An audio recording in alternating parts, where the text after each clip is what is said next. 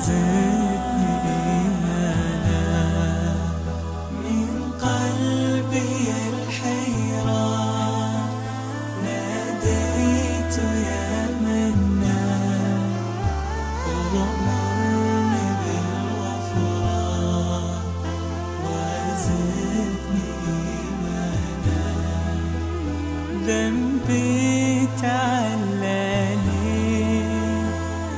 للذل أردني ذنبي تعلاني من قلبي. بسم الله الرحمن الرحيم. الحمد لله رب العالمين، والصلاة والسلام الأتمان والأكملان على أشرف الأنبياء وإمام المرسلين نبينا محمد وعلى آله وصحبه أجمعین و من تبعهم بإحسان إلى يوم الدين. بینندگان عزیز و گرامی شبکه جهانی وصال حق، سلام الله علیکم و رحمته و برکاته. باز هم الله متعال را سپاسگزار هستیم که برای ما فرصت عنایت نمود تا بار دیگر با برنامه زلال ایمان خدمت شما عزیزان قرار بگیریم. البته آخرین قسمت این برنامه را ما قبل از ماه مبارک رمضان اجرا کرده بودیم و سپس در ماه مبارک رمضان با برنامه‌های لحظه های آسمانی مصروف شدیم و بعد از گذشت ماه مبارک رمضان مجدداً با قسمت جدید این برنامه خدمت شما عزیزان هستیم. البته مفتخرم همکار عزیزم استاد سلیمانی عزیز را کنار خود دارم. در آغاز سلام های خود و شما بیننده های عزیز را خدمت جناب استاد سلیمانی تقدیم نموده ایشان را خیر مقدم میگویم. بنده عرض سلام دارم و ادب احترام خدمت شما سرور گرامی هم استاد محمدین عزیز و همچنین خدمت همه بینندگان عزیز و ارجمند و الله را شاکرم از اینکه بار دیگر این فرصت نصیب شد تا خدمت گزارش شما و بینندگان عزیز باشه. تشکر. سلامت باشید بینندگان عزیز. اگر با ما در خلال برنامه زلال ایمان با ما اگر بوده باشید یقینا میدانید که ما در این برنامه روی موضوعات ایمانی بحث میکنیم با سبک مؤثر، یعنی با شیوه دیگری خواستیم که موضوعات ایمان را زیر بحث و بررسی قرار دهیم. در این باب ما از تعریف ایمان آغاز کردیم و سپس به حدیث جبرئیل علیه السلام اشاره کردیم که در آن ارکان ایمان را پیامبر اکرم صلی الله علیه و سلم ذکر کردن، ارکان ششگانه ایمان را، و سپس به ارکان ایمان پرداختیم. اولین و اساسی ترین رکن ایمان که ایمان به الله متعال بود، ما در قسمت های خیلی زیاد این برنامه روی آن موضوع اهم و اساسی صحبت کردیم. در موضوعات تعریف الله متعال، توحید الوهیت، توحید ربوبیت، توحید اسما و صفات، وضعیت مشرکین که چرا مشرک شدن در حالی که آنها الله را قبول داشتن، گاه دعا را برای الله متعال خالص می‌کردند اما باز هم آنها مشرک بودند و پیامبر اکرم صلی الله علیه و سلم با ایشان جهاد کردند.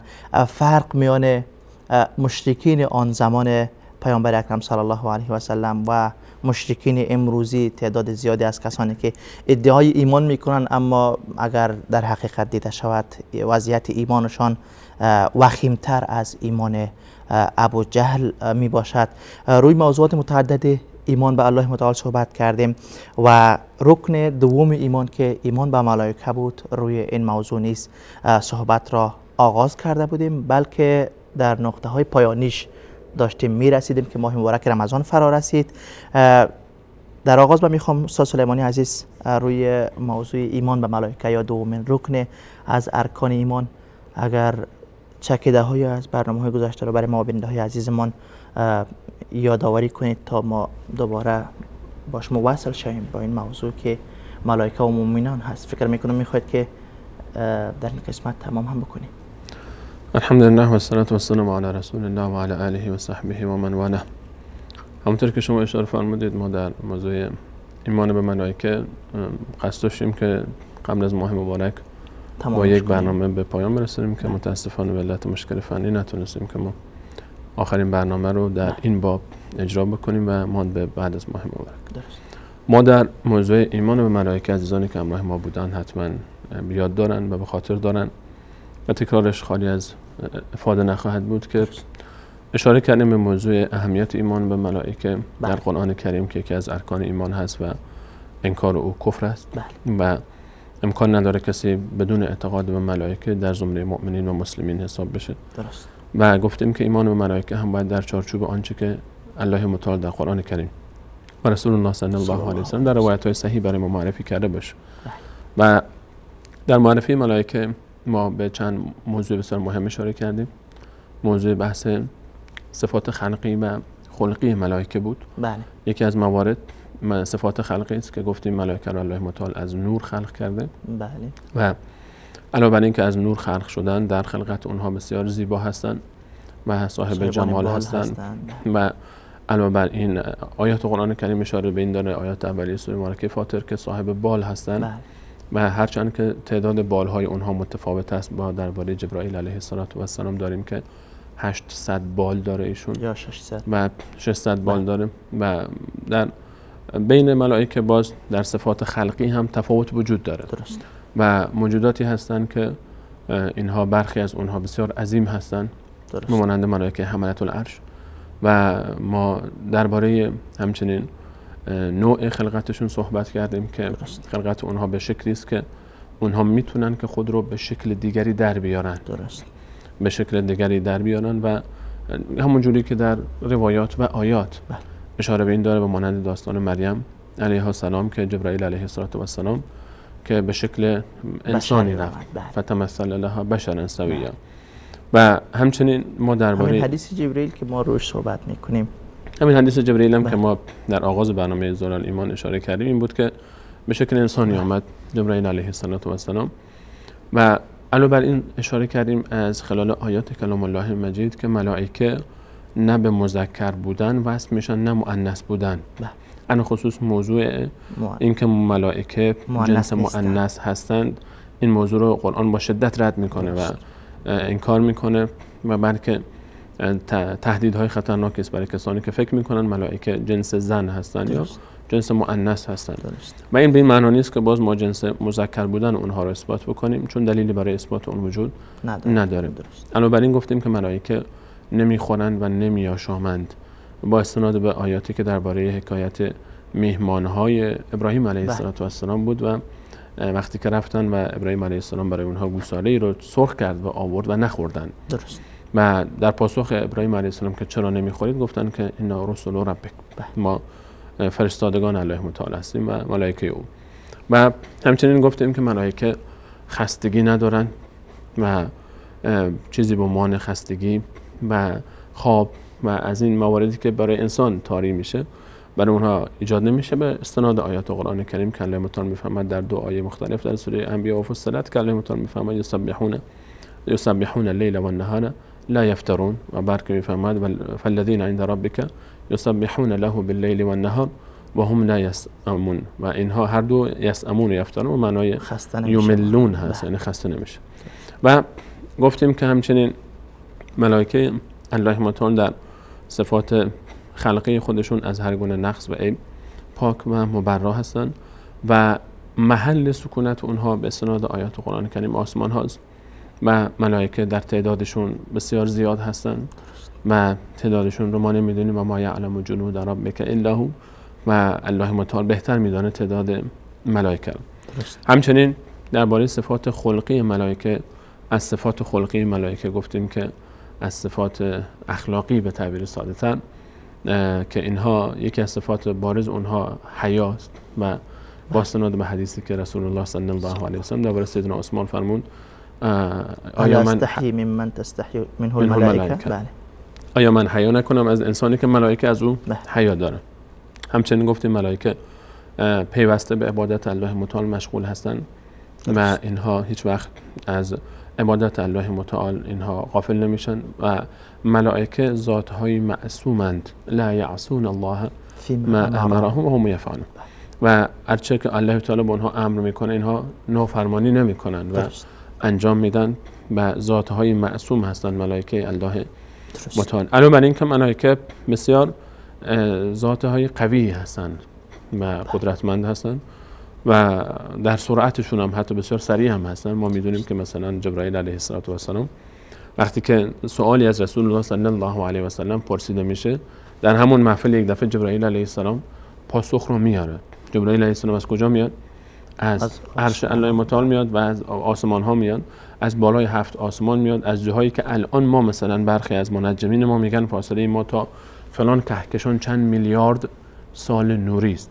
میلیارد سال نوری یعنی اگر کسی از اونجا بخواد به ما برسه با سرعت نور هم حرکت بکنه، یعنی 300,000 کیلومتر در ثانیه، باز هم چند میلیارد سال طول میکشه تا به ما برسه.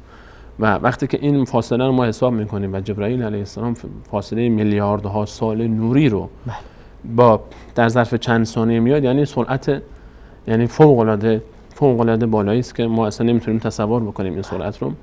و این در روایات صحیح و از خلال آیات هم ثابت هست که رسول الله صلی الله علیه و سلم بعد از اینکه سوالی پرسیده میشد از اونها خیلی وقتها سریع پاسخ می آمد، حتی شخص محفل رو ترک نکرده پاسخ می رسید. و این نشان از سرعت فوق العاده این ملائکه الله متعال داره.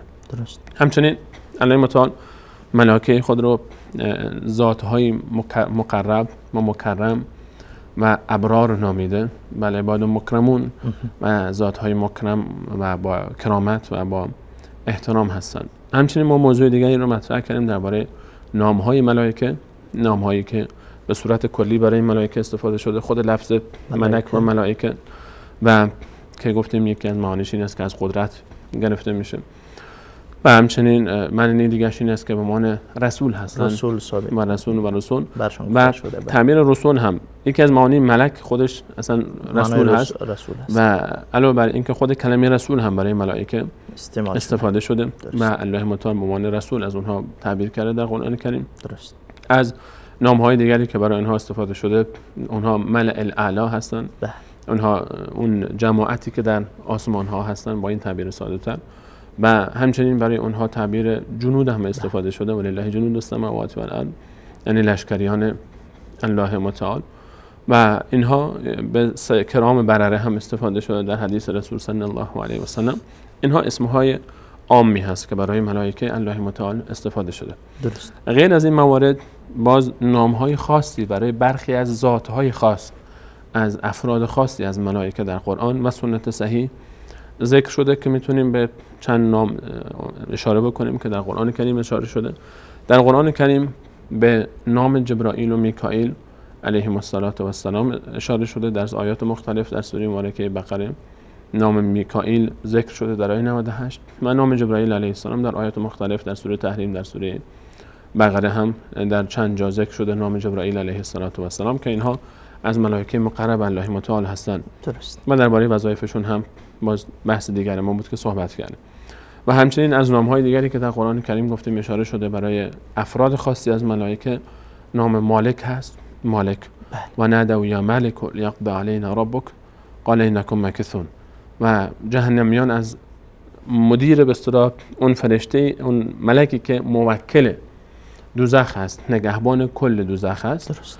و رئیس نگهبان‌های دوزخ است، به نام مالک نام داره که قرآن کریم از اون به عنوان مالک یاد میکنه و نامش مالک هست. درست. همچنین گفتیم که ما در قرآن کریم درباره هاروت و ماروت که در آیه 102 سوره مبارکه بقره ذکر شده، دلیل قول راجح‌تر بر این هست که اینها دو تا از ملائکه الله متعال بودن که الله متعال برای آزمایش بنی اسرائیل اونها رو فرستاد. و این پنج نامی هستند که به صورت صریح درباره ملائکه در قرآن کریم ذکر شدن. علاوه بر اینکه در قرآن کریم به دو ملک دیگر هم اشاره میشه، البته روی بحث رعد هم اشاره کردیم که برخی از مفسرین گفتن که رعد و یسبح الرعد بحمده که در سوره رعد ذکر میشه، برخی از مفسرین گفتن رعد به استناد حدیث رسول صلی الله علیه و سلم که رعد هم نام یکی از ملائکه الله متعال هست. علاوه بر اینها نام‌های دیگری که به صورت غیر مستقیم اشاره به اونها شده مانند ملک الموت است. قرآن کریم نامی ذکر نکرده اما او رو ملک موت نامیده، فرشته مرگ به تعبیر فارسی یا ترجمه فارسیش ملک مرگ. و آنچه که قرآن میفهمد قل یتوفاکم ملک الموت الذی وکل بکم، ملک الموت میاد و جان شما رو میگیره، ملک موت. این تعبیر نامی از ملک الموت ذکر نشده در قرآن کریم و همچنین در روایات صحیح و مورد استناد رسول صلی الله علیه و سلم نام عزرائیل که مشهور است بر سر زبانها در جامعه ما به صورت عموم کل جامعه مسلمان، در نام اسرائیل ثابت نیست، نه از آیات و روایات صحیح و قابل استناد. درست. برای فرشته مرگ همون ملک الموت نامش اسرائیل باشه جای ثابت نیست، گرچه مشهور شده بر سر زبان ها افتاده که اسرائیل ملک الموت نام ملک الموت است، اما دلیل صحیح و قابل استنادی برای این وجود نداره. در روایت هایی که قابل استناد نیست و روش قیل و قال هست ذکر شده، به این خاطر این هم مشهور شده سر زبان ها. همونطور که درباره نام رضوان مثلا گفتن که رضوان ملک جنت هست، به مانند مالک که در قرآن ذکر شده که مالک نگهبان دوزخ هست، این هم مالک رضوان هم نگهبان جنت است که در اون باب هم روی روایاتی که اومده قیل و قالی هست. درست. در باره همچنین ملک سور یا آن ملکی که در سور میدمد و نفخ فی الصور و در سور دمیده می شود، اون سوری که سبب از بین رفتن کل دنیا می شود، بار دیگر سور دمیده می شود، دوباره احیا می شود داره عالم. درباره نام این ملک هم در قرآن کریم ذکری نشده، اما در روایات رسول صلی الله علیه و سلم، روایات صحیح و قابل استناد، نامش ذکر شده که نامش اسرافیل هست و امام قرطبی در به هر حال ذکر میکنه که اجماع هست بر امت اسلامی که نام ملک سور، ملکی که در سور میدمد، اسرافیل است. و در حدیث رسول صلی الله علیه و سلم اومده اللهم رب جبرائیل و میکائیل و اسرافیل. و اسرافیل هم نامی است که در روایت صحیح رسول صلی الله علیه و سلم برای ملک سور استفاده شده، ملکی که در سور میدمه، و جمع بین آیات و روایات نشان از این داره که ملک سور، ملکی که در سور میدمه، نامش اسرافیل هست. درست. بنابراین بعض پوزش درباره نام‌هایی که در روایات صحیح برای برخی از افراد خاص ملائکه ذکر شده، میتونیم به نام منکر و نکیر اشاره بکنیم. منکر و نکیر که در روایات امام ترمذی و دیگران ذکر کردن او رو، که این دو نفر، این دو ملک الله متعال، اینها ملائکه‌ای هستند که در قبر اینها پرسش و پاسخ اون سه سوال معروف من ربک و من نبیک و ما دینک، این سه سوال رو میپرسن و اسم منکر و نکیر نام دارن. درست. و تسمیه اونها به منکر و نکیر هم به خاطر گفتن نکارت خلقهما، به خاطر اینکه خلقت اینها متفاوته با آنچه که ما آشنا هستیم با مخلوقات و خلق خاص خودشون رو دارن، به اینها منکر و نکیر گفته میشه. اینها برخی از نامهایی بود که ما درباره ملائکه ذکر کردیم، ملائکه‌ای که در کتاب و سنت نام‌های اونا به صورت خاص ذکر شد. درست. همچنین ما در ادامه موضوع و مبحث درباره وظایف ملائکه سخن گفتیم و وظایفی که الله متعال به ملائکه داده و وظایفشون رو به چند بخش تقسیم کردیم. وظایفی که مرتبط به این وظایفی که مرتبط با عالم کون هست و مکان هست و وظایفی که مرتبط به انسان ها هست. درست. و باز هم برخی از این وظایف مرتبط به این دنیاست و برخی هاش باز برمیگرده به دنیای آخرت ما. و اشاره کردیم به اینکه از مهمترین وظایفی که ملائکه انجام میدادن، از وظایفی که انجام میدادن رسالت و پیام رسانی بین الله متعال و بندگان هست که به عنوان ملک وحی جبرائیل علیه السلام معروف است در این باب، و غیر جبرائیل علیه السلام همین کار رو انجام میدادن. و همچنین ما اشاره کردیم به ملک جبال، اشاره کردیم به میکائیل علیه السلام که ملک رزق و روزی هست و آنچه که مرتبط به باران و نباتات است. از روایات صحیح رسول صلی الله علیه و سلم به رعد اشاره کردیم و باران و ملک باران، و همچنین به ملائکه‌ای که اینها وظیفه گرفتن جانها رو دارن، مجموعی از ملائکه که ملک الموت به هر حال مسئول بزرگ اونهاست و نگهبان بزرگشون. به ملائکه نگهبان دوزخ اشاره کردیم در قیامت، به ملائکه بهشت اشاره کردیم که اونها در بهشت ملائکه هستند، در دوزخ هم هستند. و همچنین اشاره کردیم به ملائکه‌ای که در حساب کتاب هستند که نامشون رو ذکر شد. و همچنین اشاره کردیم به وظایف ملائکه. از وظایف ملائکه گفتیم ملائکه هستند که همیشه همراه انسان هستند و به تعبیر قرآن کریم حفظه نامیده شدن و له معقبات من بین یدیه و من خلفه یحفظونه من امر الله. در سوره مبارکه رعد الله متعال میفهمد که برای هر انسانی دو تا ملک است و این دو تا در آیه ذکر نشده، اما مفسرین با استناد به روایات صحابه از رسول صلی الله علیه و سلم این رو استنباط کردن که برای هر انسانی ملائکه است که الله تعالی میفهمد له معقبات کو رو تعقیب میکنن، یحفظون من بین یدیه و من خلفه، جلو و پشت سرش، یحفظونه من امر الله و به امر الله متعال او رو محافظت میکنن. درست. و این دو ملک به همراه دو ملک دیگر که به نام کرام الکاتبین در قرآن معروف هستند که یکی در سمت راست و یکی دیگر سمت چپ هستند و اونها وظیفهشون اینه که اونها می‌نویسن آنچه که انسان‌ها انجام میدن از کارهای خیر، سمت راست کارهای خیر رو می‌نویسن و سمت چپ کارهای شر رو و گناهان انسان رو، و اینها همیشه همراه ما هستن. ما گفتیم که دو شیفت مختلف دارن کاری دارن و اینها در نماز صبح و عصر شیفتاشون غالبا عوض میشه. درست. و با استناد حدیث رسول صلی الله علیه و سلم که در مجموع 4 ملک همیشه همراه هر انسانی هستند. درست. بلا استثناء 4 تا در طول روز و 4 تا در طول شب. این که این 4 کمترین تا عددی که اگر ما بگیریم مد نظر، کمترین تعدادی که به همراه هر انسانی بله. هست، چه انسان مسلمانش و چه کافرش، 4 تا ملک هستند که همیشه همراه او هستند. درست. علاوه بر این اینها ملائکه هستند که به اسم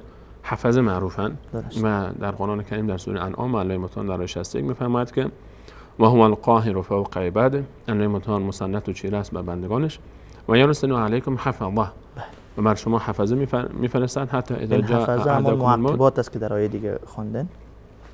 این حفظه همون ملائکه هستند که در سوره ملائکه رد به نام معقبات ذکر میشن. جمع این دو تا با هم، یعنی هر دو تا نام‌هایی هستند که برای یک گروه اطلاق شدن و از آیه این گونه برمیاد در سوره ملائکه انعام آیه 61 که الله متعال میفرماید که له معقب و یرسل علیکم حفظه حتی اذا جاء احدکم الموت، یعنی تا لحظه مرگ اینها هستند. بعد از اون دیگه وقتی که مرگ انسان فرا میرسه دیگه اختیار رو میسپارن به ملائکه‌ای که موکل به موت هستند. حتی اذا جاء احدکم الموت توفته رسولنا. اینجا باز تعبیر رسول هم استفاده شده برای ملائکه. درست. اینها برخی از وظایفی بود که ما گفتیم مهمترین وظایفی هستند که ملائکه انجام میدن نسبت به انسان ها که به صورت عموم هست، اینا برای همه انسان هاست. درست. و بعد از اون یک سری وظایفی میمونه که اونها باز وظایف ما کلیات رو فقط گفتیم، جزئیات رو اگر بخوایم بگیم دوباره بعد همین برنامه‌ها رو از اول تکرار بکنیم. اینا کلیات مواردی بود که ما در برنامه‌های گذشته گفتیم و یک مبحث باقی مونده بود که ان شاء الله سعی می‌کنیم در برنامه امروز به صورت مختصر بهش بپردازیم، گرچه این موضوع هم نیاز به تفصیل داره. عزیزانی که ان شاء الله باز دوست داشتن خودشون مراجعه خواهند کرد به مراجع و مصادر. و موضوع بحث ملائکه و مؤمنان. بله بینندگان عزیز، موضوع این قسمتی از برنامه زلال ایمان هست ملائکه و مؤمنان. تا حال صحبت های جناب استاد تعلق میگرفت به ملائکه با کائنات، تمام مخلوقات، همین مخلوقات مثل ملک جبال گفتین و روح هست و رعد و نمیفهم چیزهای دیگری گفتین، و سپس ملائکه که با انسان ها، عموم انسان ها اهم از کافر و مسلمان که این معقبات و حفظه و غیری که ذکر کردیم با هر انسان ها 4 ملک همیشه با همه انسان ها هستن. بله. و حالا میخوایم روی موضوع ارتباط ملائکه با مؤمنان صحبت خصوصی تری داشته باشیم. درسته؟ خواستن است. چی میخواین در این مورد بگویم؟ ارتباط تعلق ملائکه با مؤمنان یک تعلق ارتباط خاص هست، چون اصلا این دو ذات به هم نزدیکن. غیر از این که دستورات اون ارتباطاتی که آنچه که گفتیم همه برای همه هست، یعنی آنچه که تا حالا گفتیم این ارتباط با همه انسان ها حتی مؤمنان هم به طور قول است. بله. ملائکه گفتیم یکی از صفات ملائکه اینه که اونها معصومن، لا یعصون الله ما امرهم و یفعلون ما یؤمرون. اونها همیشه به تسبیح و تقدیس الله متعال مشغولن. درست. اونها بندگان خاص الله تعالی هستن.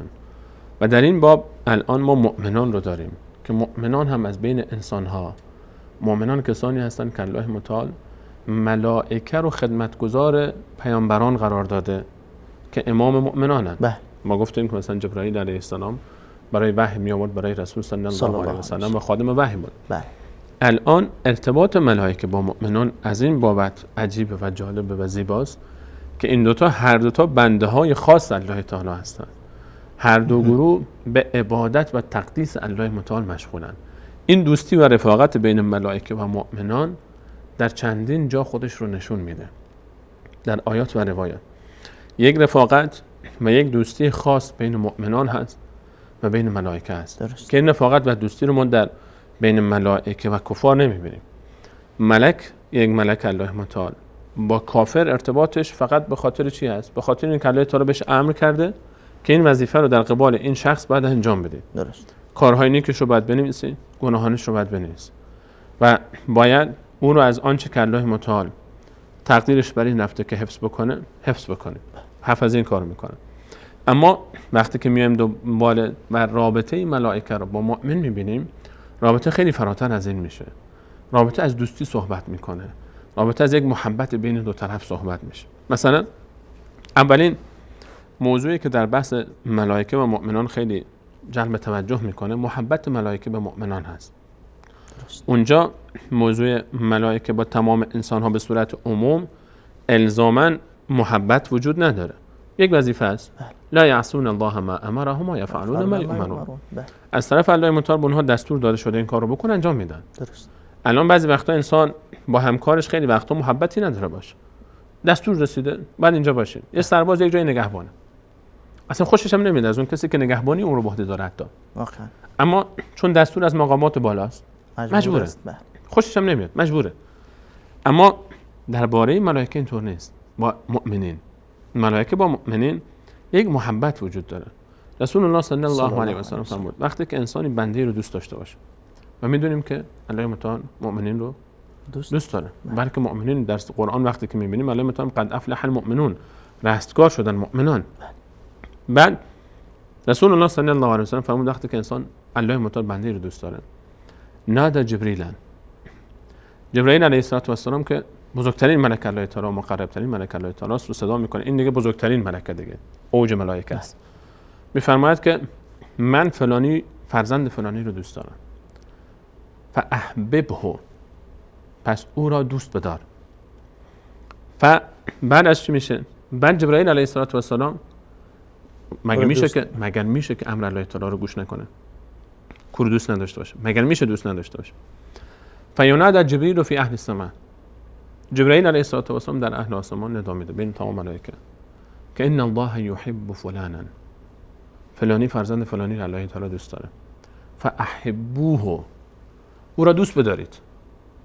تمام ملائکه اهل آسمان حالا اگر جبرائیل علیه السلام امر را از طرف الله متعال بیاره به اونها ابلاغ بکنه، آیا اونها باز مگه طبیعتشون این نمود که لا یعصون الله ما امرهم و یفعلون ما یؤمرون؟ وقتی اونها دستور داده میشه که فلانی رو دوست داشته باشید، اونها مگر میتونن که دوست نداشته باشن؟ اونها او رو حتما دوست خواهند داشت. ملائکه آسمان این شخص رو دوست دارن. ثم یوضع له القبول فی الارض، این روایت امام بخاری ذکر کرده که بعد از اون در زمین برای این انسان یک مقبولیت و محبوبیت ایجاد میشه. این همون فرموده الله تعالی در آیه 96 سوره مبارکه مریم هست که فرمود ان الذين امنوا وعملوا الصالحات سيجعل لهم الرحمن ودا، کسانی که ایمان میارن و عمل صالح انجام میدن الله متعال او رو محبوب میکنه. ودا، سيجعل لهم الرحمن ودا، الله رحمان رحیم برای این شخص ود میاره، محبت میاره، محبوب دلها میشه، عزیز میشه، دوست داشتنی میشه. همینه که محبوب جبرائیل میشه، محبوب ملائکه میشه و محبوب مؤمنین روی زمین میشه. همه دوستش دارن. این ارتباط یکی از ارتباطهای خاص و یکی از تعلقات خاص ملائکه با مؤمنینه. انسان اگه میخواد محبوب اهل آسمان بشه باید مؤمن باشه و وقتی که مؤمن شد اون موقع ملائکه او رو دوست دارن. اگر انسان کسی رو دوست داشته باشه، آیا دوستش رو در مشکلات و سختی ها رها میکنه و ترک میکنه؟ دوستی که قدرت داشته باشه، توانایی داشته باشه، آیا دوستش رو ول میکنه؟ همین که الله متعال میفهمد ان الذين قالوا ربنا الله ثم استقاموا، کسانی که میگن پروردگار ما الله هست سپس استقامت میکنن، تتنزل علیهم الملائکه، ملائکه بر آنها نازل میشن، میان پیششون، تتنزل علیهم الملائکه الا تخافوا، اونها میگن نترسید، ولا تحزنوا، ناراحتم نباشید، و ابشروا، بشارت باد به شما، بالجنة التي کنتم توعدون، بون جنت و بهشتی که به شما وعده داده شده. نحن، ادامهش میفهمن، نحن اولیاؤکم فی الحیات الدنیا، ما دوستان شماییم، یاوران شما هستیم در زندگی دنیا، و فی الاخره، و همچنین در روز آخرت، ولکم فیها ما تشتهی انفسکم ولکم فیها ما تدعون، و در جنت هر آنچه که اراده بکنید برای شما فراهم شده و هر آنچه که بخواید برای شما هست. نحن اولیاؤکم فی الحیات الدنیا، این تعبیر کلام الله تعالی است در سوره فصلت. نحن اولیاؤکم فی الحیاة الدنیا، ما یاوران و دوستان شماییم در زندگی دنیا. کی؟ ان الذین قالوا ربنا الله ثم استقاموا، کسانی که میگن الله پروردگار ما سپس استقامت میکنن. ملائکه یاور اونها هستن. نمونه شما دیدیم در بدر، در حنین.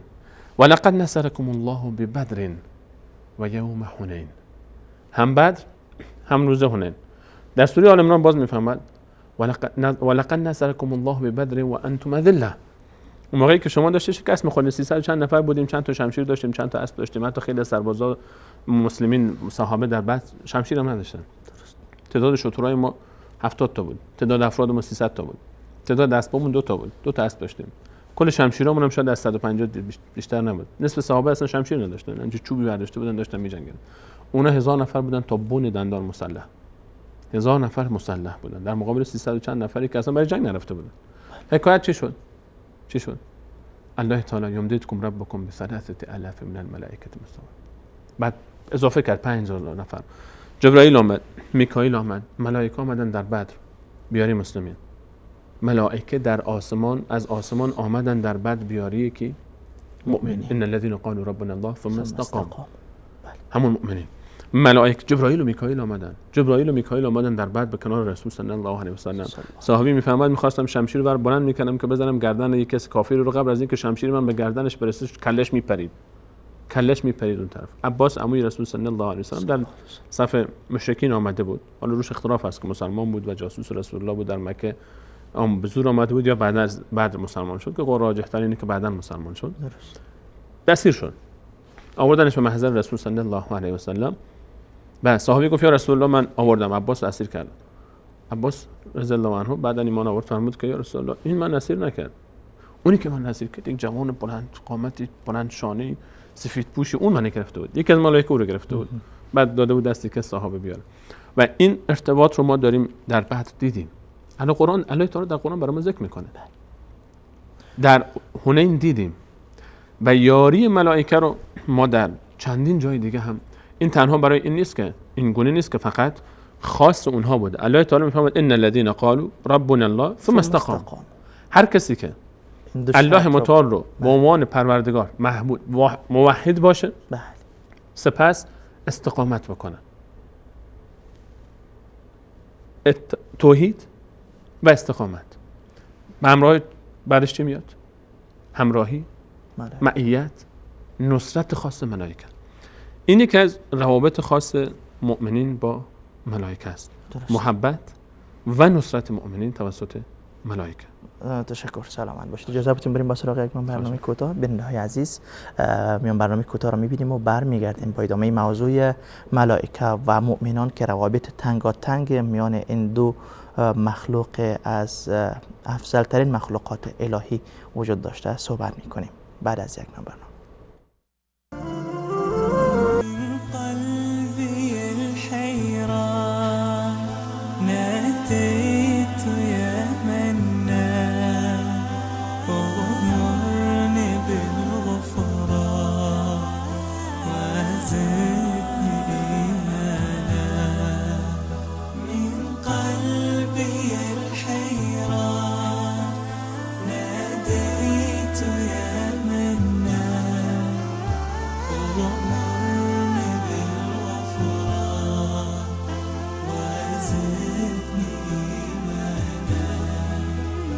ذنبي تعلاني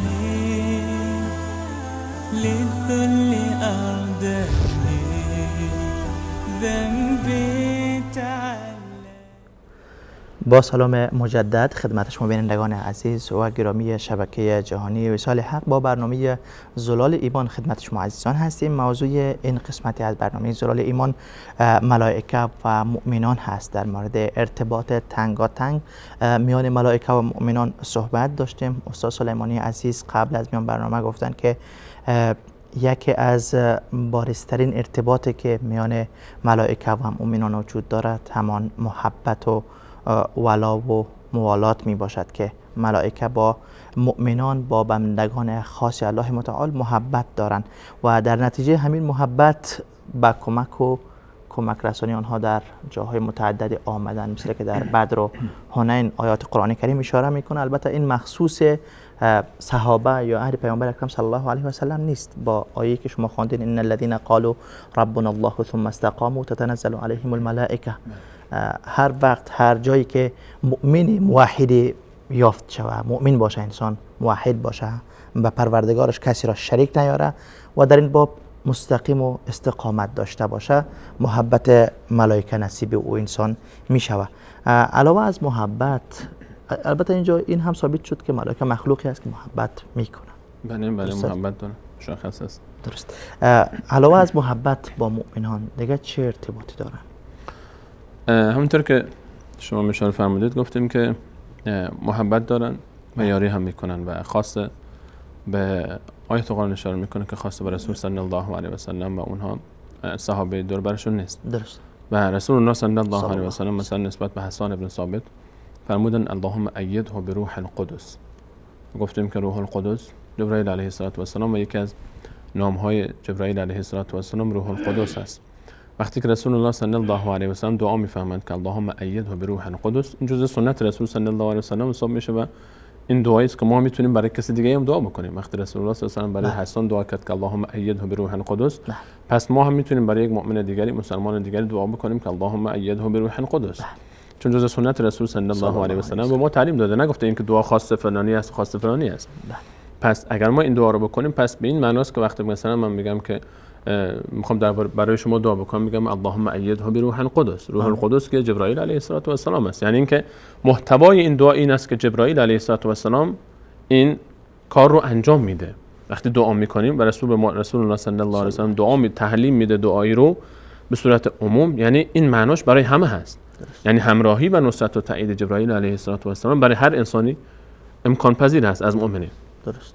علاوه بر اینها چیزی که زیباست، ملائکه‌ای که جزء مقربترین مخلوقات الله متعال هستند. مخصوصا در بین ملائکه باز کسانی که حمله عرش معروف هستند، عرش الله متعال رو حمل میکنند. عرش الله تعالی بزرگترین مخلوق الله تعالی است که تمام آسمان ها و زمین در برابر او به مانند یک حلقه انگشتری در بیابانی حساب نمیشه. درست. اینها جزء مقربترین ملائکه الله متعال هستند که گفته میشه جبرائیل و میکائیل هم جزء اینها هستند. و درباره تعدادشون هم گفتیم که الله به هر حال روایات مختلفی هست. و الله متعال در سوره مبارکه غافر میفرماید الذين يحملون العرش، در آیه 7 کسانی که عرش الله متعال رو حمل میکنن و من حوله، و کسانی که دور بر عرش هستند، یسبحون بحمد ربهم، به تسبیح الله تعالی مشغولن و یؤمنون به، و به ایمان کامل دارن. و بعدش این جالبه، اینها ملائکه حملت عرش، جبرائیل علیه السلام، میکائیل علیه السلام، کار روزانه‌شون چیه؟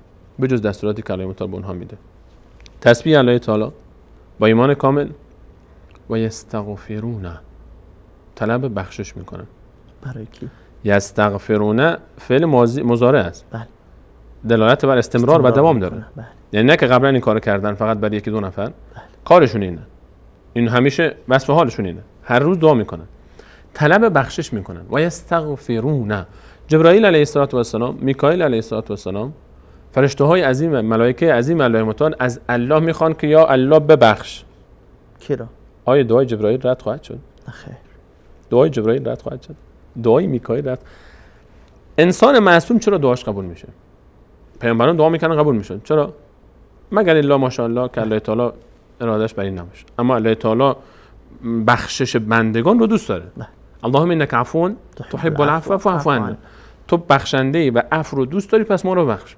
آنچه که الله تعالی دوست داره اگر از او بخوان، یک ذات معصوم اجابت میشه. معصوم به این خاطر دعاش اجابت میشه چون با این زبانی که دعا میکنه گناهی نکرده. زبانی که گناه نکرده اگر دعا بکنه به استجابت خیلی نزدیکتره. و ملائکه از این دستن.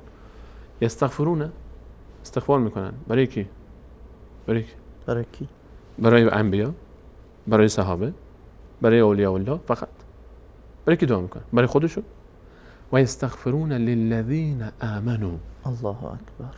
استغفار میکنن برای کسانی که ایمان آورده اند. کسانی که ایمان آوردن، هر کسی، هر بچه مسلمانی، هر مؤمنی نه تنها فقط انبیا، نه تنها اولیا، نگیم که فقط این آیه مختص اولیاست، نگفته و استغفرون لاولیاء الا، نگفته لاولیاء الا، در حالی که اولیاء الله رو در قرآن داریم الا ان اولیاء الله لا خوف علیهم، بعضی جا الله تعالی و عباد الرحمن بندهای خاص الله تعالی، حتی نگفته برای مؤمنون خاصی که مراد قرآن کریم است.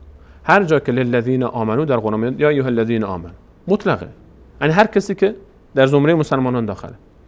و استغفرون للذین آمنو، استغفار میکنن، طلب بخشش میکنن برای کسانی که ایمان آوردن. جبرائیل و میکائیل برای مسلمان های روی زمین هر روز دعا میکنن که الله تعالی اونها رو ببخشه. برای کیا؟ برای کسی که موحده، برای کسی که ان الله لا یغفر ان یشرک به، مشرک که هرگز نمیبخشه، مشرک بخشش وجود نداره براش. برای موحدین ملائکه مقرب الله تعالی هر روز دعا میکنن. حتی الله تعالی بفهمد دعاشون هم میگه که چه شکلی هست دعاشون. و استغفرون للذین آمنوا، استغفار میکنن. استغفارشون چیه؟ اینجوری میگن ربنا وسعت كل شيء رحمت و علما، رحمت و علم تو همه چیز رو در بر گرفت، اینقدر وسیع است که همه چیز رو در بر گرفت. فاغفر للذین تابوا، ببخش کسانی که توبه میکنن میان پیشت. و اتبعوا سبیلک، اونایی که در راه تو حرکت میکنن. و قیهم عذاب الجحیم، نجات بده اونها رو از عذاب دوزخ. تنها برای خودشون دعا میکنن، تنها برای خودشون هم دعا نمیکنن.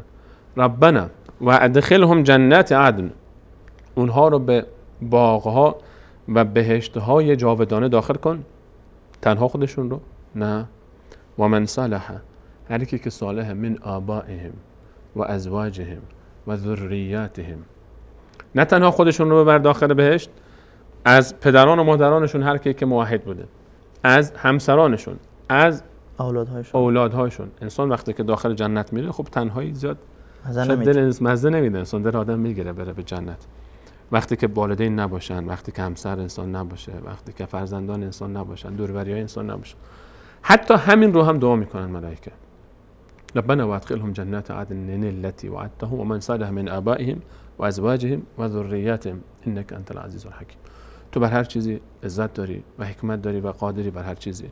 عزت همراه با حکمت داری، عزت داری و میدونی که چطور قدرت تو رو استفاده بکنی. بعدش دوباره باز دعا میکنن و قهم السیئات، از اینها دور کن گناهان رو. و من تق السیئات یومئذ، روز قیامت هر کسی که گناهانش رو از او دور بکنی فقد رحمته، او رحم کردی. و ذلک هو الفوز العظیم، و این است رستگاری حقیقی و عظیم. این دعای ملائکه است برای که طلب استغفار میکنن ملائکه، برای مؤمنان. کسی که ان الذين قالوا ربنا الله ثم استقاموا، این قاعده کلی است. ان الذين قالوا ربنا الله ثم استقاموا، کسی که میگه پروردگار من الله است، موحدی که استقامت داره در راه دین، این محبت ملائکه رو داره، محبت الله تعالی رو قبل از ملائکه داره، محبت الله متعال رو داره که محبت ملائکه وجود اومد. گفتیم الله تعالی وقتی دوست داره بعد امر میکنه به ملائکه که دوست داشته باشید. الله تعالی خودش وقتی که دوست داره اینها رو میفرسته تا او رو یاری بکنن و الله تعالی به اینها از اینها میخواد و اینها دعا میکنن، از الله تعالی میخوان که او رو ببخشه. همچنین ملائکه برای مؤمنین درود میفرستن. درود اونها دعاست، دعای برکت میکنن، دعای رحمت و هدایت میکنن. الله متعال میفرماید هو الذی یصلی علیکم، خود الله متعال بر شما درود میفرسته، برکت میفرسته. و ملائکته، و همچنین ملائکه او. چرا؟ چه فایده میکنه برای ما؟ درود ملائکه برای ما چه فایده میکنه؟ در آیه 43 سوره هست. لیخرجکم من الظلمات الی النور، تا شما رو از تاریکی ها به نور راهنمون بکنه. دعای هدایت میکنن برای مؤمنین کی؟ ملائکه. قرآن میفهمن، الله متعال میفهمن هو الذی یصلی علیکم و ملائکته. ما درباره رسول الله صلی الله علیه و سلم داریم که ان الله و ملائکته یصلون علی النبی یا ایها الذین آمنوا صلوا علیه و سلموا تسلیما اللهم صل علی محمد و علی آله و صحبه اجمعین. در آیات دیگر ما داریم درود ملائکه برای این که آیه قرآن کریم بر این دلالت میکنه، درود ملائکه برای مؤمنین. از مواردی که باز در حدیث ذکر شده در تایید این آیه و موارد تفصیل این آیه که مثلا چه جاهایی ملائکه درود میفرستن، رسول الله صلی الله علیه و سلم فرمود ملائکه درود میفرستن بر کسی که بعد از نماز نشسته تا وقتی که نشسته سر جای نمازش، مسجد رفته نماز خونه یا نشسته بعد از فرض، داخل مسجد بیت الله است، مشغول به ذکر دعاست، تفکره. یعنی چی؟ اگر خانم در خانه نماز بخونه برای او خانم چون اولاتر است که نمازش در خانه باشه، به طریق اولا خانم هم در این داخله. شما گفتین به مسجد برای من فکر کردم خاص برای هر کسی که نمازش رو بخونه، هر کسی که نمازش رو بخونه و بشینه در هر جایی که نماز خونده، اون جایی که برای کسی واجب است، برای مرد در جماعت واجب است، برای زن در خانه. بله. هر کسی وقتی که حکم کلی میاد، هر کسی طبق اون دستوری که بر او در شهر واجب میشه. این تا وقتی که نشسته اونجا براش ملائکه درود میفرستن. پس عجله نکنه برای تمام کردن حکایت، نه منظورش اینه. و نیز رسول الله صلی الله علیه و سلم فرمود برای مردهایی که خب حالا این دیگه برای جماعت نماز، جماعت بر مرداست، کسانی که در صف اول شرکت میکنن، یعنی کسایی که پیشگامن، کسایی که زودتر میرن. طبیعتا صف اول کسی میگه که زودتر بره، کسی که زودتر بره، نه کسی که نماز جمعه صف آخر میاد روی گردن مردم سوار بشه و بعد بیاد از این طرف 4 نفر بزنه این ور 4 نفر که من صف اول میگم. نه، این ارزش نداره. کسی که بعداً قبلا جانماز گذاشته رفته بعدش همه رو له میکنه میاد لگد میکنه تا جانمازشو بگیره، نه، کسی که زودتر میاد در مسجد. رسول الله فرمود در نماز جمعه، دم در مساجد جمعه، نماز جمعه که خونده میشه، ملائکه ایستادن، لیستای کاغذهای دستشون هست، اینطور دفترچه‌ای دارن، باز کردن قلم دارن مینویسن. خب شیخ امام الدین رحیمی وارد شد، رفت فضل سلیمانی وارد شد، رفت مینویسن. امام که شروع کرد الحمدلله روی منبر، دفترها رو میبندن، میرن میشینن گوش میکنن. دیگه بعد از اون هر کی اومد دیگه اسمش نوشته نمیشه. اینها نام‌های اینها رو مینویسن و براشون درود میفرستن. رسول الله صلی الله علیه و سلم فرمود الله متعال، ملائکه او حتی مورچه ها داخل خانه های خودشون. چند تا مورچه ما روی زمین داریم؟ میلیاردها مورچه داریم، میلیاردهاست، واقعا میلیاردهاست مورچه ها، حتی ماهی های دریاها. فرمود که اینها همه دعای خیر میکنن. برای کی؟ کم نیست. ملائکه الله متعال، ملائکه، تمام مورچه ها، حتی تمام ماهی های دریاها دعای خیر میکنن. برای کی؟ معلم الناس الخیره، برای کسی که به مردم یک خیر یاد میده. استاد دانشگاه است، استاد مدرسه است، استاد قرآنه، استاد یک کار خیره. من میگم حتی پزشکی یاد میده، خیری برای مردم هست نیست، حتی مهندسی به اونها یاد میده، به نیت این که بالاخره اینها این خدمت به دین و جامعه خودشون میکنن. هر خیری که در رأس این خیرها دین الله تعالی است، قرآن کریم، دروس دینی هست، فقه هست، هر خیری وقتی که معلم مردم به خیر، معلم الناس الخیر، حتی به اون که یک آشپزی به اونها یاد بده، حتی خواهر یک گلدوزی یاد بده، یک خیاطی یاد بده به کسی، خیر هست یا نیست؟ خیره دیگه. هر چی هست رسول الله فرمود خیر، نفرمود قرآن فقط. درسته که رسول الله فرمود بهترین شما کسی که قرآن رو یاد بگیره و به قرآن به دیگران قرآن یاد بده، این بهترین خیر هست. باز خیر مراتبی داره، اما کسی که معلم خیره برای مردم، خیرخواه مردم، خلاصه کلام، کسی که خیرخواه دیگرانه، میخواد به اونها یک چیز یاد بده، خیرخواه دیگران هست، تمام ملائکه الله متعال، ملائکه، ماهیا، مورچه های روی زمین، ماهیا برای او دعای خیر میکنن. حالا این که ما بعضی بگن ماهی چطور دعای خیر میکنه؟ و این من شیء الا یسبح بحمده ولکن لا تفقهون تسبیحهم. الله متعال فرمود هیچ موجودی در عالم نیست مگر به تسبیح الله تعالی مشغوله، مگر شما نمیتونید درک بکنید چگونگی تسبیح اونها رو و نمیفهمید چطور تسبیح و تقدیس میکنن الله متعال. رسول الله صلی الله علیه و سلم فرمود که کسی که میره به عیادت یک مریض، انسان مؤمن میره مریضی رو ببینه، وقتی که میره اگر روز بره اول شب بره خارج بشه، همین که خارج شد 70,000 ملک با او خارج میشن و تا صبح برای او دعای خیر میکنن، و وقتی که صبح بره تا شب برای او دعای خیر میکنن. عیادت مریض همراهی ملائکه داره، 70,000 ملک برای او دعای خیر میکنن. این کم نیست.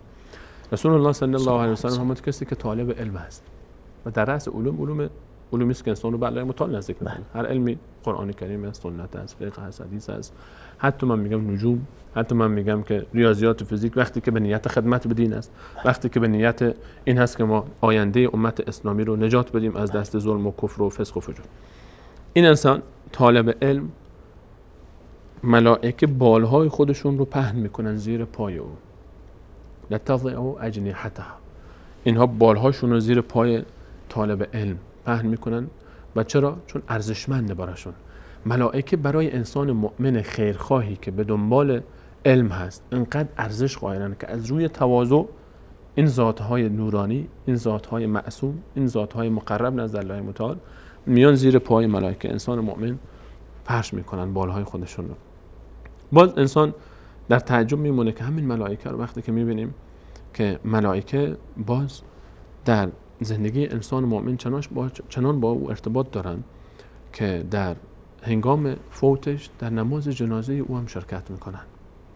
درباره سعد بن معاذ، یکی از سرداران انصار در مدینه منوره که بعد از خندق به شهادت رسید، رسول الله صلی الله علیه و سلم فرمود که سعد وقتی که فوت کرد اهتز العرش به موت سعد، عرش الله تعالی به لرزه در اومد از موت این انسان.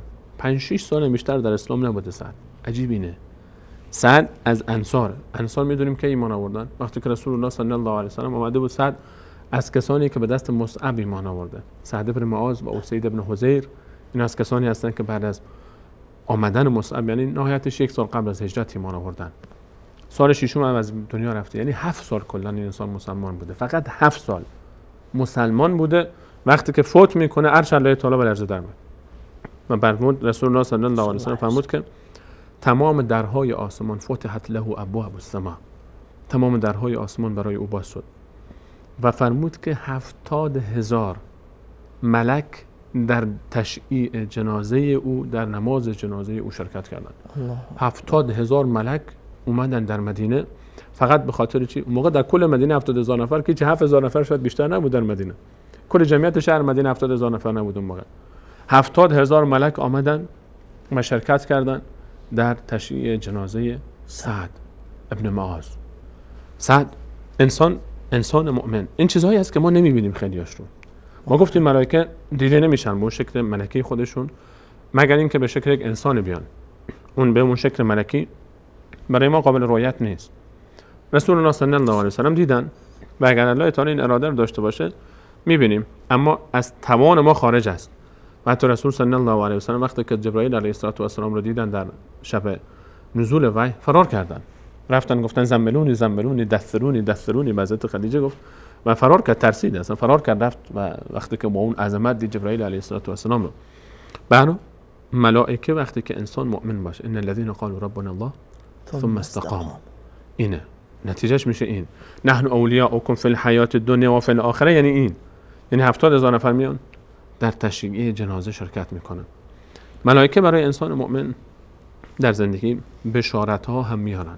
درست. او بشارت میدن به کارهای خیر، به مانند بشارتی که به زکریا علیه السلام دادن.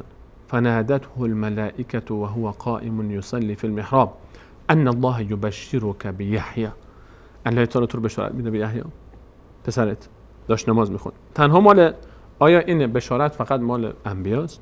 نه، مال انبیا نیست. رسول الله صلی الله علیه و سلم فرمود انسانی، اسمش هم ذکر نکرد اصلا، انسانی میرفت برای دیدن برادر دینی خودش در یک روستای اون طرفتر، الله متعال ملکی رو فرستاد به شکل انسانی بره سر راهش. رفت سلام کرد، گفت کجا میری؟ گفت میرم روستای این طرف. گفت برای چی میری؟ گفت یک برادری دارم میخوام ببینمش. برادر دینی بود، عصبی نبود. بعد پرسید ازش که تجارتی بین شما هست؟ مالی میخوای ازش؟ رابطه اقتصادی چیزی هست؟ گفت نه، فقط به خاطر الله تعالی دوستش دارم، من دلم تنگ شده براش میرم ببینمش. اون ملک که به شکل انسان بود بهش گفت که بشارت باد به تو، الله تعالی من رو فرستاده. ببینیم این تعابیر گفتنش آسونه، اما وقتی که در عمق معنی میریم خیلی حرفه. الله متعال مالک الملک مالک یوم الدین از آسمان ملکی رو میفرسته. ببینیم این توجه، یک بنده‌ای حرکت میکنه میره یک انسانی رو ببینه فقط به خاطر الله، یک انسان مؤمنی رو. خواهر میره دیدن یک خواهری فقط به خاطر الله، برادر میره برادرش رو فقط به خاطر الله، میره صله رحم میکنه یا حتی دیدن غیر از صله رحم. الله متعال انقدر براش این حرکت زیباست، ملکی رو میفرسته سر راهش به شکل انسانی برای او بشارت میده. بشارت باد بر تو همونطوری که تو این انسان رو دوست داری، الله متعال هم تو رو دوست داره. الله متعال تو رو دوست داره. این نتیجه چی است؟ اخلاص به الله تعالی است. این نتیجه ایمان به الله تعالی است. در باب ارتباط ملائکه با مؤمنان اینقدر تفاصیل زیاد هست، اینقدر ما نمیتونیم، حکایت ها زیاد هست که در یک برنامه نیم ساعتی که ما وقت داشتیم که چی شاید در چندین برنامه نگنجه. و تمام آنچه که در باب ایمان به ملائکه ذکر میشه این رو ذکر بکنیم که این اهمیتش چی هست، چرا ما این موضوع اینقدر مهم هست برای ما و جزء ارکان ایمان هست و چه تأثیری در زندگی ما داره. درست، یعنی تأثیر ایمان به ملائکه این بسیار مهمه. درست. اینو ما در بحث حالا به عنوان حسن ختام این موضوع که ایمان به ملائکه به انسان مؤمن کمک میکنه علاوه بر این که یقین داره که الله تعالی همه جا او رو میبینه، به این یقین پیدا میکنه که ملائکه‌ای هستن که حتی تمام جزئیات تفاصیل رو یادداشت میکنن، ثبت میکنن. به این ایمان پیدا میکنه که الله متعال هیچ وقت او رو تنها نخواهد گذاشت. همیشه همراه او کسانی هستن، همیشه هستن همراهش 4 ذات معصوم. این خیلی زیباست. 4 ذات معصوم دوست داشتنی مقرب الله متعال همیشه همراهش هستن. اجازه نمیدن شیطان ها به او به راحتی نزدیک بشن اگر مؤمن باشه، اگر واقعا ایمان بیاره. این 4 تا باش هستن. اگر رابطه او با الله تعالی خوب بشه، نصرت و تأیید ذات‌های قدرتمند ملائکه الله متعال رو با خود خواهد داشت در سختی‌ها، در مشکلات، در دنیا، در آخرت، در لحظه مرگ، بعد از مرگ، در قبر، در حساب منکر و نکیر. مؤمنین با نکیر و منکر با راحتی روبرو میشن. در روز قیامت، در هنگام دخول به بهشت، ملائکه و الملائکه یدخلون علیهم من کل باب سلام علیکم بما صبرتم فنعم عقبی الدار. از در و دیوار داخل میشن ملائکه، بر اونها از هر دری به اونها سلام میکنن، خوش آمدید، سلام علیکم طبتم فادخلوها خالدین، درود بر شما. ارتباط ملک با انسان مؤمن با ملائکه یک ارتباط ناگسسته نیست، یک ارتباطی که اصلا این ارتباط هیچ جدا شدنی نیست. انسان مؤمن وقتی ایمان به ملائکه داره، خودش اصلا خود به خود ایمان به ملائکه سبب میشه انسان ایمان خودش هم رشد بکنه. انسان وقتی ملائکه رو میبینه که پیوسته به ذکر الله تعالی مشغولن، به تسبیح الله تعالی مشغولن، این خودش ایمانش رو بیشتر میکنه، تشویق میشه برای عبادت بیشتر. وقتی ایمان داره که الله متعال همچین مخلوقاتی داره، همچین ذاتهایی رو خلق کرده، انسان نسبت به الله متعال هم ایمانش افزایش پیدا میکنه. چون که الله متعال همچین قدرت‌هایی داره، همچین مخلوقاتی رو خلق کرده و همچین قدرتی داشته که اینها رو خلق کرده. ایمان به ملائکه ارتباط ما با غیب رو مستحکم میکنه، ایمان ما رو به قرآن تقویت میکنه، ایمان ما رو به بهشت تقویت میکنه، ایمان ما رو به جنت و دوزخ تقویت میکنه، به حساب کتاب روز قیامت تقویت میکنه، ایمان ما رو به مرگ و بعد از مرگ تقویت میکنه. چرا که خیلی از این موارد همش یک ملک بین ما و الله تعالی است. بله. الان قرآن از کجا بفهمیم کلام الله تعالی است؟ کی آورده؟ خب اینو ملکی آورده. ایمان به ملائکه یکی از ارکان دین است، به خاطر اینکه خیلی از مواردی که در کتاب و سنت مطرح میشه، آنچه که با عنوان وحی مطرح شده، وحی که حلقه اتصال بین بنده و الله تعالی است و انبیاء تعالی، انبیاء الله متعال و الله متعال، قرآن کریم، سنت رسول صلی الله علیه و سلم، حلقه اتصال و دلیل حقانیتشون وحی است. و این وحی از طریق ملائکه صورت گرفته. زیر سوال رفتن ملائکه، کسانی که تلاش دارن تا ملائکه رو انکار بکنن، زیر سوال ببرن، هدف اونها بیشتر زیر سوال بردن وحی است. اونها میخوان وحی رو انکار بکنن که قرآن از طرف الله تعالی نیست و آنچه که به رسول الله رسیده هم تخیلات شخصی خودش است. ملکی به نام جبرائیل از طرف الله تعالی بیاد، به او ارسال بکنه، به او بفرسته، این چیزا وجود نداره. از این بابت بسیار مهم موضوع ملائکه و ایمان به ملائکه و توصیه میکنم عزیزانی رو که اهل مطالعه هستن، به هر کتاب‌هایی در این باب تعریف شده و درباره ایمان و ملائکه و کتابی رو که پیوسته ما چندین کتاب معرفی کردیم. یک کتاب دیگه هم این کتاب هست به اسم عالم الملائکه و الابرار. این کتاب زیبایی است که این به هر حال عالم الملائکه و الابرار، و این کتاب از یک مجموعه کتاب درباره عقیده اسلامی هست و از استاد دکتر عمر سلیمان عبدالله الاشقر رحمه الله که شون فوت کردن و از انسان‌هایی هستن، علمایی که به هر حال از کتاب و سنت همیشه هر چه که نوشتن و این کتاب ترجمه فارسی هم شده. درست. و در سایت عقیده هم عزیزان میتونن مشارکت بکنن و سایت عقیده مراجعه بکنن و این کتاب رو پیدا بکنن. فقط کافی است که اسم عمر سلیمان الاشقر رو بنویسن و عالم ملائکه به این عنوان جهان ملائکه فکر کنم ترجمه شده و میتونن ان شاء الله مطالعه بکنن، تفاصیل بیشتر رو دریافت بکنن. تشکر، سلامت باشید. بیننده عزیز، اگر میخواید که این کتاب که جناب استاد اشاره کردن عالم الملائکه الابرار را کتاب فارسیش را اگر ترجمه فارسیش را به دست بیارید، ایمیل رحمت جان زیرنویس کردن، میتونین که به این ایمیل یک پیامی بتونین درخواستی بکنین تا این کتاب را برایتان بفرستن. تشکر، جزاکم الله خیرا، بارک الله فیکم.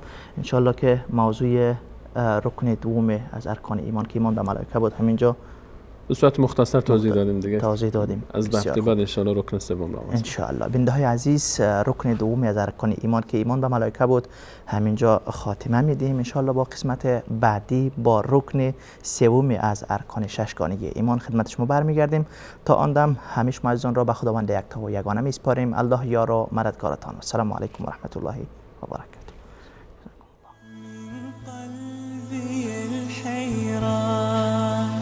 ناديت يا منان أغمرني بالغفران وزدني إيمانا من قلبي الحيران ناديت يا منان أغمرني بالغفران وزدني ذنبي تعلاني للذل أرداني ذنبي تعلاني